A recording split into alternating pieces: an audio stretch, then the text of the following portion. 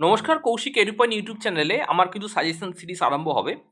Calcutta university semester 6-এ আমি আজকে দেখব মাইনর এবং এমডিসি সিসি 5-এ তোমরা কী কী প্রশ্নগুলোকে ভালো করে করলে পাবে।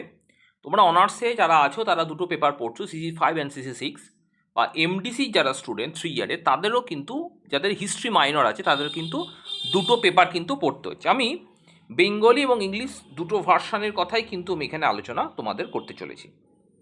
আচ্ছা, প্রথমে তো আমি কোশ্চেন ফরম্যাটের দিকেই যাই। তোমরা জানো 75 মার্কসে দুটো 20 নম্বর, দুটো 10 নম্বর এবং তিনটে 5 নম্বর কিন্তু তোমাদের পরীক্ষায় পড়তে হবে।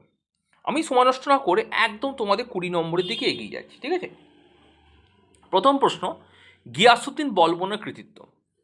How did the Ghiyasuddin Balban consolidate the Delhi sultanate. আমি একটু ভুল প্রিন্ট হয়ে গেছে, আমি এটা গিয়াসুদ্দিন বলবন হবে। যদি প্রশ্ন দেয় যে গিয়াসুদ্দিন বলবন কিভাবে মঙ্গল আক্রমণকে প্রতিরোধ করছে, তাহলেও কিন্তু জিনিসটা এর মধ্যেও কভার আপ হবে।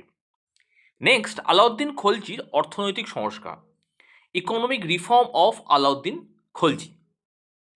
এখানে দুটোভাবে প্রশ্নটা আসতে পারে, দুটো ভাগে ভেঙে তোমাদের আলোচনা করতে হবে। ফার্স্ট পার্ট হবে মার্কেট কন্ট্রোল, সেকেন্ড হবে মূল্য নিয়ন্ত্রণ। এই দুটো ভাগে ভেঙে করতে পারো, বা যখন উত্তর লিখবে এরমভাবেই করতে হয় সে ইন জেনারেল।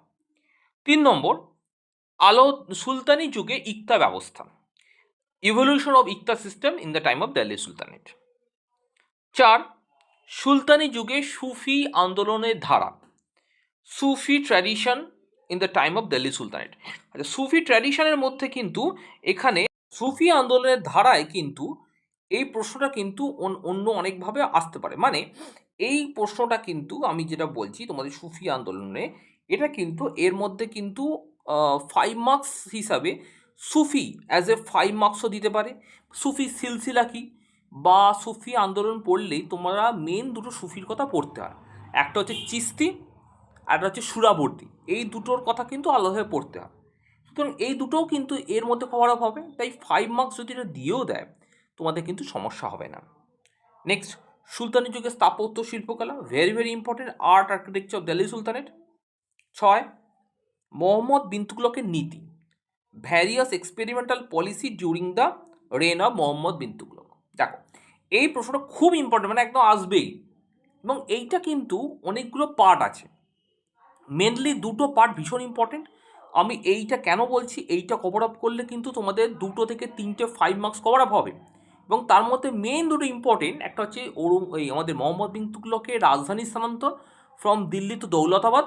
সেকেন্ড হচ্ছে, প্রথম হচ্ছে তো আমি বললুম যে মোহাম্মদ বিন তুগলকের দিল্লি থেকে দৌলতাবাদ রাজধানী স্থানান্তর। দ্বিতীয় হচ্ছে প্রতীকী মুদ্রার প্রচলন, যেটা কপার কয়েন্সে প্রচলন করছেন সেইটা। নেক্সট, এবার আমি 10 মার্কস আমি খুব কম রেখেছি, মাত্র 3টে রেখেছি, আর একটা পড়লে তোমাদের ভালো হয়। ইলতুৎমিশ কী করে দিল্লি সুলতানি সাম্রাজ্যকে মানে তৈরি করেন, বা তাকে কি প্রকৃত প্রতিষ্ঠাতা বলা যায়, বা ইলতুৎমিশের কৃতিত্ব বাতিকতা, একই কিন্তু প্রশ্ন হবে। 2 নম্বর, ফিরোজ শাহ তুগলকের জনকল্যাণমূলক সংস্কার, ভীষণ ইম্পর্টেন্ট। 3 নম্বর, বা public welfare reform of Firoz Shah Tughlaq. Next হচ্ছে ফিরোজ শাহ মধ্যযুগে ভারতবর্ষে ভক্তি আন্দোলন, ভক্তি movement in the time of medieval India, মানে দিল্লি সুলতানের সময় ভক্তি আন্দোলন। আর একটা প্রশ্ন, যদি তোমরা একটু যারা ভালো ছাত্রছাত্রী তারা পড়ে যেতে পারো, আমি বলবো এই প্রশ্নগুলো করলেই কিন্তু কভার আপ হবে। সেটা হচ্ছে, আমি বলছি যদি মনে হয় তোমরা করতে পারো, সেটা হচ্ছে আলাউদ্দিন খলজির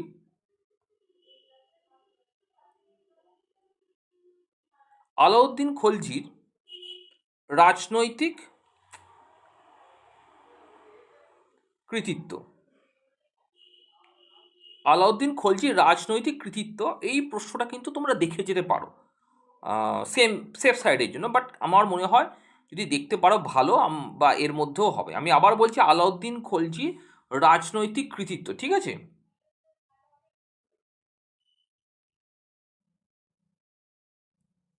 আলাউদ্দিন খলজি রাজনৈতিক কৃতিত্ব,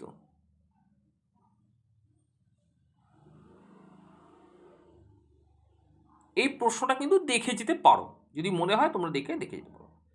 নেক্সট প্রশ্ন, আচ্ছা, আমার হিস্ট্রি মেজর এবং এমডিসি এবং মাইনরের ক্লাস কিন্তু হচ্ছে অনলাইন এবং অফলাইন, স্টাডি মেটেরিয়াল এবং ইন্টারেক্টিভ ক্লাস তোমরা চাইলে জয়েন করতে পারো। নেক্সট আমি আসি 5 মার্কসের প্রশ্নের দিকে।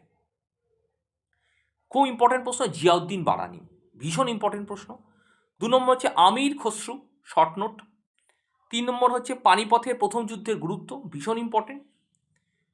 4 সুলতানি যুগে কৃষক, peasants of Delhi sultanate. 5 Ilyas Shahi আমলে Bangla, Bengal during the reign of Ilyas Shahi, বা প্রশ্ন যদি এ দেয় ইলিয়াস শাহী বংশের বাংলা সাংস্কৃতিক ঐতিহ্য, একই উত্তর হবে, ঠিক আছে। 6 নম্বর বলবনের নরপতিত্বের আদর্শ বা থিওরি অফ কিংশিপ, বলবন তার শাসনকালে কী ধরনের মানে মোটিভেশন নিয়ে তিনি সাম্রাজ্য শাসন করছেন সেইটা। 7 সুলতানি যুগের নগরায়ন। 8 নানক আর কবি, নানক কবির আলাদাভাবে তোমার পড়ার দরকার নেই, এই দুটো প্রশ্ন কিন্তু 10 মার্কসে কভার আপ হয়ে যাচ্ছে ভক্তি আন্দোলনে, ঠিক আছে। 9 নম্বর খলিফা ও সুলতানের সঙ্গে সম্পর্ক, তাই আমি বলবো এই প্রশ্নটা কিন্তু আমাদের হচ্ছে না, কারণ এটা কিন্তু 10 মার্কসের মধ্যে অলরেডি কভার আপ হয়ে গেছে। আর খলিফা সুলতানের সম্পর্ক দেখলে ভালো। এইগুলো আমার সাজেশন, সিসি 6-এর সাজেশন আমি খুব দ্রুতই দেবো, তখন আমার সঙ্গে থাকো। আর যদি কোনো প্রশ্ন থাকে আমাকে কমেন্ট বক্সে জানাও, আমি ডেফিনেটলি তোমাদের উত্তর দেবো। Thank you.